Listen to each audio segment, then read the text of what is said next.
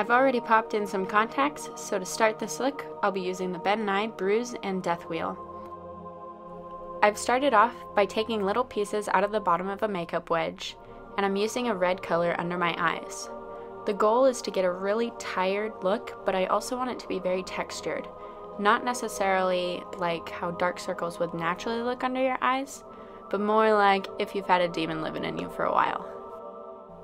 This look involves a lot of layering. I'm starting off by putting a red layer down, and then going in with a lighter color to break up the red, and then going back in with a red to add more darker places where it's needed. Anywhere it starts to look too dark, I go back in with the lighter color to break it up.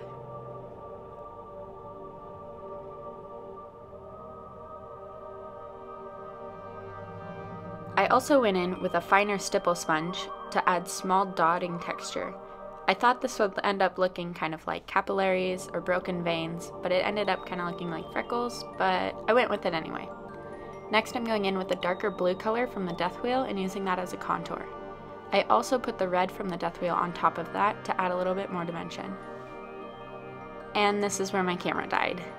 So I decided to finish up the other half of my face while I was waiting for the battery to charge. Taking a red cream paint, I'm going under my eye and adding an even more dramatic shadow. I'm trying to build this up mostly on the inner and outer corners, but also underneath the eye as well. I'm taking a slightly darker red out of the bruise wheel and putting that under the eye as well. I'm also trying to build this up on the inner corner. Along the lid, I'm putting a black gel liner. I'm dabbing this on rather than swiping it because I want it to look a little worn in and messy. Again, I'm focusing this on the inner corner and directly under the front of my brow. That's where I want it to be the darkest and heaviest to give a more sinister look. I'm also taking this under my eye. Now that we have our base all laid out, I'm using a warm brown shadow over the edges to sort of blend it into my skin better. I still want this to look very messy though, so I'm not blending it perfectly. Next we're going to go in with a matte black shadow and pat this along the lid. I also don't want this to look perfect, so I'm doing it sort of haphazardly and kind of messy. I'm also putting this under my eye on the contour of my nose and making sure to build this color up under the front of my brow.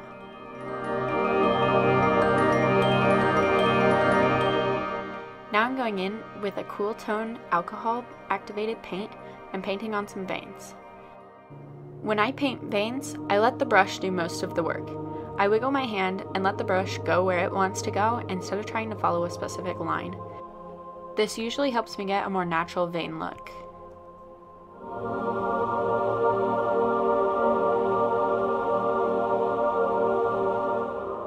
Next I'm taking a dark red alcohol activated paint and going over the blue lines that I just did.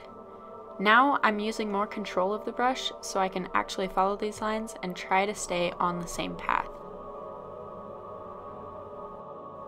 If you don't have alcohol activated paints, or if you don't feel comfortable putting them under your eyes, you could continue to use the cream paints for this step.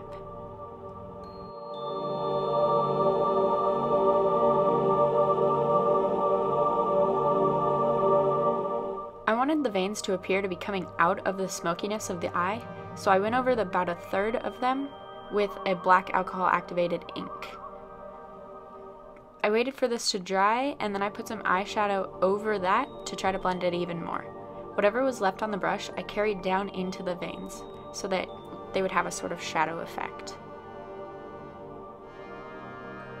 Next I'm going in with a black gel liner and filling in my brows. Again, I want them to be the heaviest at the front of the brow. I'm really not filling them in much differently than I usually would, except I'm making the tails a little bit longer, and because I want them to be a little messy, I went over with a black eyeshadow and tapped that on with a fluffy brush rather than an angle brush. Now I'm lining my waterline with a black gel liner and going over that with a black shadow to set it.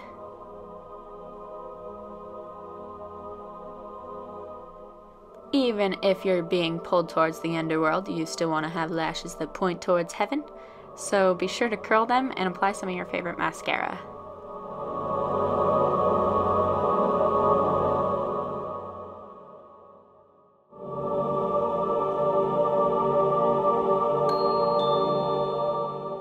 my lips, I tried to block out as much of the color as possible with a really light concealer. And I made sure to blend that into my skin too, so it didn't look too weird. Next, I went in with one of the reds from the Bruise wheel and applied that only to the very center of my lips. I wanted it to sort of look like the inside of my lips were raw or bleeding. Next, I went in with a shiny, like a high shine red lipstick and applied that because I didn't want to get my fake blood out. And I put a little bit of black face paint in the middle too. You could stop here if you wanted and have a really good Halloween look, or if you're like me, you want to add blood to everything. So I'm taking a palette knife and some Nye Scab Blood and putting this around my mouth. Make it look like I was eating some throats or something.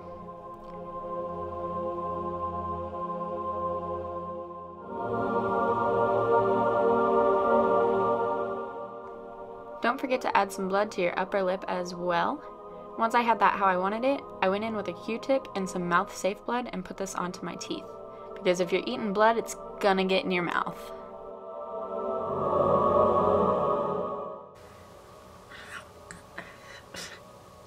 This stuff is mouth safe, but that doesn't mean it tastes good. Ugh. And that's it for this look. Don't forget to subscribe so you don't miss out on any of my other Halloween tutorials.